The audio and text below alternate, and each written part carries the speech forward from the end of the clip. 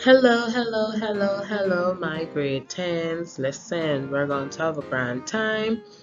So with our dry cooking methods, I will be instructing the content through a presentation video. Therefore, I am expecting that you all have already taken out your notebooks, your pens, because I will be saying hint, hint, for you to write down a few things that I know or you should know that will be very important, especially when you have to answer some questions that you will be giving at the end of this lesson. So, let's get started. Ooh, ooh, mm. All right. So we're going to be talking about dry heat cooking methods, which is known to be the technique where heat is transferred to the food item without using any moisture or liquid. And please note that the browning of the food can be achieved through dry heat cooking. Yes. So let's move on. What is our dry heat, Miss Rigby? Well, our types of dry heats is baking, roasting, grilling, broiling, and rotisserie. So let's look at baking, which is the type of dry cooking that is done in an oven, not over a direct flame. Baking is also known to be the oldest type of cooking. And with baking, we have some rules.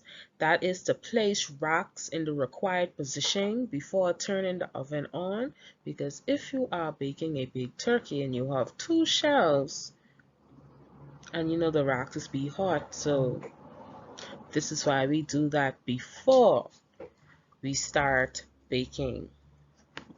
And then there's, of course, you have to preheat your oven. That is most certainly important, especially if you are baking a cake and you put the batter in the baker at the wrong temperature, then you know our cake is not going to rise properly. It will drop and deflate. And then we also have to not overcrowd the oven. That is self-explanatory. You don't want to overpack the oven. And then use the oven for more than one dish at a time. You want to save gas, and if you have an electric stove, then you will need to save that thing because BPL will turn you off. And lastly, do not slam the oven door. Once again, if we look at our cakes, if our cake rising and you peep on it and you slam it shut, what y'all think gonna happen? That cake is going to drop. Now, our advantages and disadvantages for baking will be to give food a golden color. Everyone wants that golden color when they baking food, and of course the flavor that you will get from baking. And then it does require attention, and it can waste gas or electricity when things are not baked on time. And then our suitable foods would be bread, pastries, cakes, delicious cookies. My favorite is macadamia nut, and other starchy foods such as our macaronis. So roasting is a slow cooking process using indirect heat to fuse heat to cook its ingredients. It is also a dry heat cooking method where hot air, oh, my camera looks a little bit dark. Let me see what's going on here. Okay, great.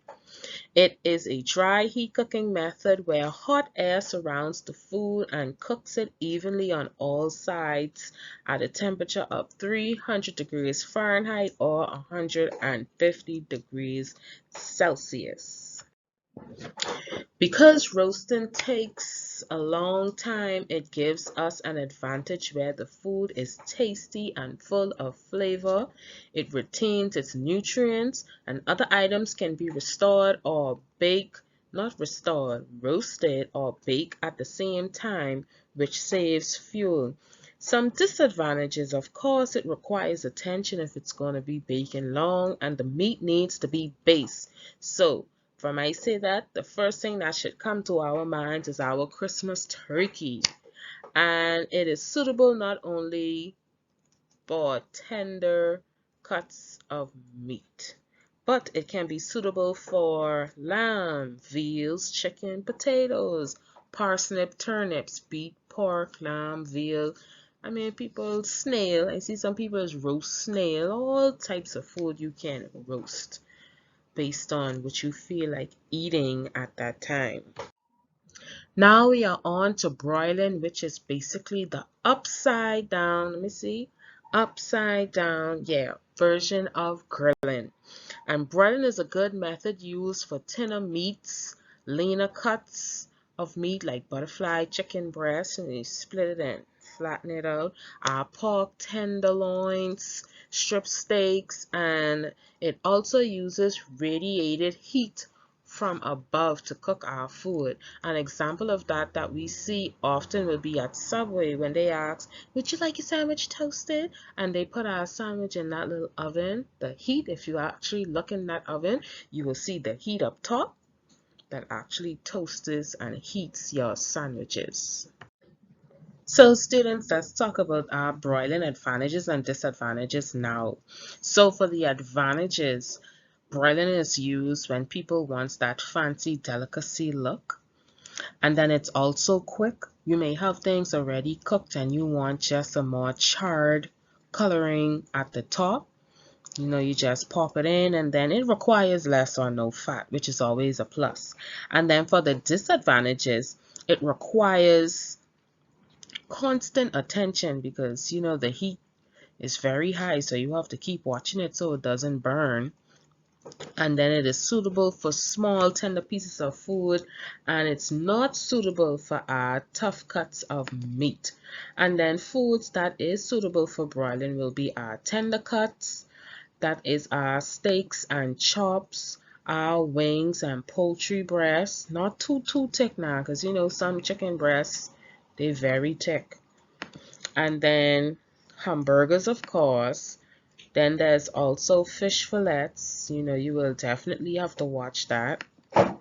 And then we have vegetables. And last but not least, brown and cheese. You know, persons will do, for example, the baked potatoes and they'll put the shredded cheese on top. They just pop it in the broiler to get the cheese nice and golden and bubbly. So, let's move on.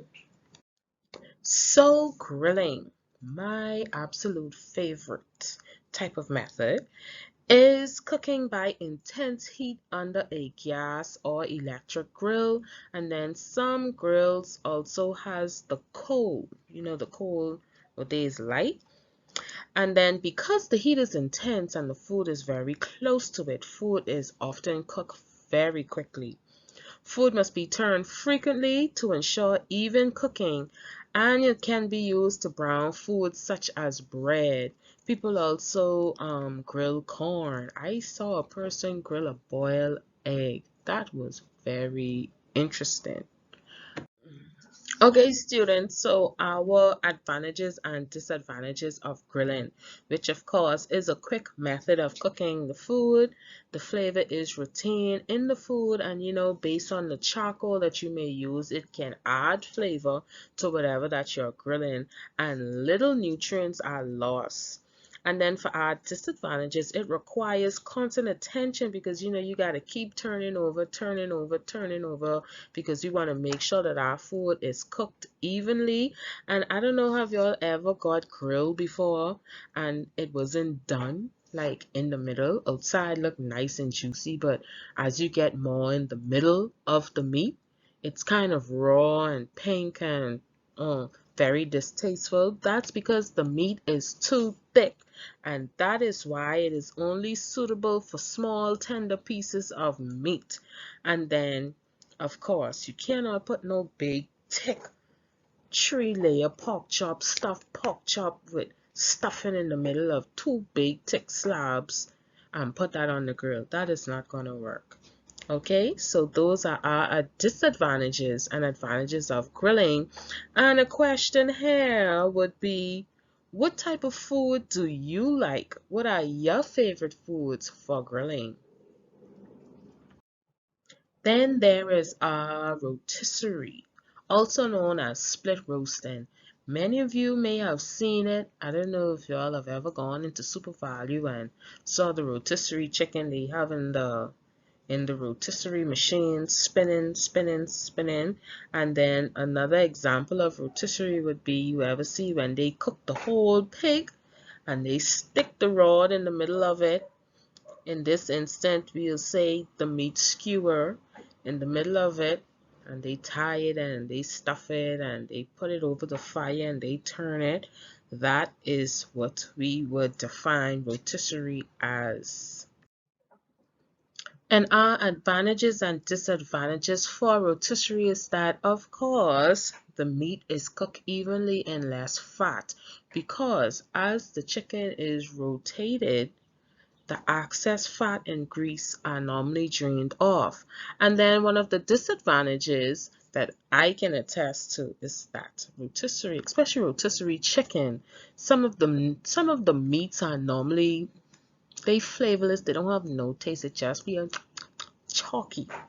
But my question for you guys is, what are some foods you may have seen using the rotisserie method?